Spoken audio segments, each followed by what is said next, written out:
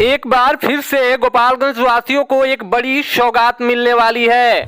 कई वर्षों से बंद पड़ा गोपालगंज जिले के हथुआ में स्थित सबिया एयरपोर्ट की शुरुआत होने की चर्चा जोर शोर से होने लगी है।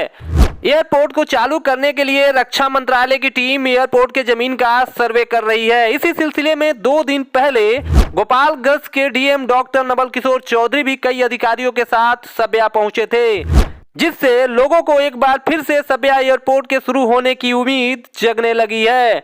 लेकिन कई सवाल हैं जो आज लोगों के मन में उठ रहे हैं, जिसका जवाब आपको जानना बेहद जरूरी है।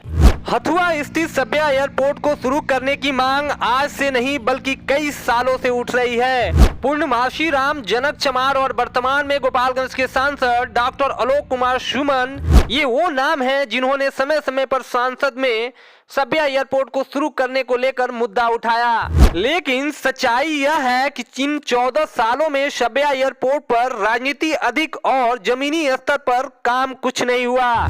2009 से 2023 के बीच कई बार ऐसा देखा गया कि केंद्र और बिहार में एनडीए गठबंधन की सरकार रही। फिलहाल राजनीतिक दृष्टिकोण से देखे जाए तो वर्तमान में स्थिति उल्टी है। नीतीश के एनडीए छोड़ने यानी पलटी मारने के बाद बीजेपी और जदयू आमने सामने है। ऐसे में किसी भी केंद्र की योजनाओं को बिहार में करवाना इतना आसान नहीं। बीजेपी ऐसा कभी नहीं चाहेगी कि एयरपोर्ट को शुरू करने का क्रेडिट केवल नीतीश कुमार को मिले, क्योंकि अगले ही साल लोकसभा का चुनाव होने वाले हैं और सभी पार्टी अपने अपने ढंग से चुनाव की तैयारियों में जुट गई है। गोपालगंज लोकसभा सीट की बात करें तो यहाँ जदयू के सीट से डॉक्टर आलोक कुमार सुमन सांसद हैं। इसलिए केंद्र सरकार ऐसा हरगिज नहीं चाहेगी कि सबिया एयरपोर्ट को लेकर जदयू को वोट बैंक में कोई फायदा मिले।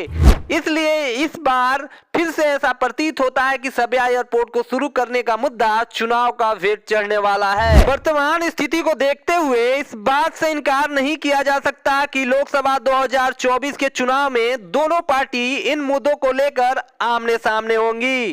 सबिया एयरपोर्ट को बाउंड्री करने के लिए और इसी उड़ान योजना में शामिल करने के लिए केंद्र सरकार के लेवल से इस पे कवायद जारी है।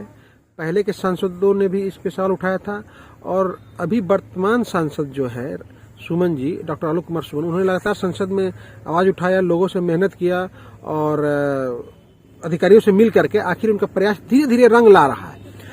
कल अचानक डीएम ने यहाँ के निरीक्षण किया। इसके पहले सेना के अधिकारी आके इसका निरीक्षण कर चुके हैं। इसके मैपिंग का, जमीन के मैपिंग का कार्य जारी है कि जमीन का भूभाग मतलब कहां से कहां तक है। सबसे बड़ा सवाल ये है, वो तो हम बाद में उठाएंगे, लेकिन एक जो सबसे खुशी की बात है कि अगर ये सबिया एयरपोर्ट की मैपिंग करा के, भूभाग की मैपिंग करा के इसकी बाउंड्री करा दी जाती है तो आसपास में धीरे धीरे एक विकास की सुगबुगाहट होगी। उड़ान योजना में शामिल हो जाए, उड़ने लगे प्लेन, तो इससे अच्छी बात क्या हो सकती है। लेकिन एक महत्वपूर्ण बात है कि 1991 में 1991 में तत्कालीन मुख्यमंत्री लालू प्रसाद यादव ने यहाँ पे एक दलित बस्ती बसाई थी। अब उस दलित बस्ती को उजड़ने का खतरा मंडरा रहा है।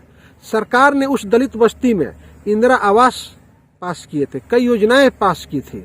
तो हमें ऐसा लग रहा है कि अगर ये मैपिंग हो रहा है, ये सर्वे हो रहा है, तो सरकार को बड़े ही संवेदनशील तरीके से ये सोच समझ करके जो इस भूभाग पर सरकार ने बसाया है, ऐसा बहुत लोग कहते हैं कि लोगों ने अतिक्रमण किया है। दरअसल उसे 1991 में लालू प्रसाद यादव जो मुख्यमंत्री थे तो उन्होंने दलितों को बसाया था। महादलित बस्ती यहाँ पर है और यहाँ सारे लोग जानते हैं, उनको बसाया गया। पूरा गांव एक बस्ती बन चुकी है। तो रक्षा विभाग और कलेक्टर साहब, चाहे जो लोग भी इसके जिम्मेदार लोग हैं, और सांसद महोदय, उनसे आग्रह है कि इस बात का स्पेशल ध्यान रखा जाए कि जो लोग यहाँ पे बसे हैं और उनके सरकारी योजनाओं का लाभ मिला है और उनके सरकार ने बसाया है एक योजना के तहत, पुनर्वास योजना के तहत, उनके आवास की व्यवस्था, उनके फिर से री एस्टेब्लिशमेंट, पुनर्वास की, पहले से पुनर्वासित किए गए थे, फिर से पुनर्वास की व्यवस्था जरूर कराया जाए। उन्हें इस तरह बेदखल करके सड़कों पर न छोड़ा जाए।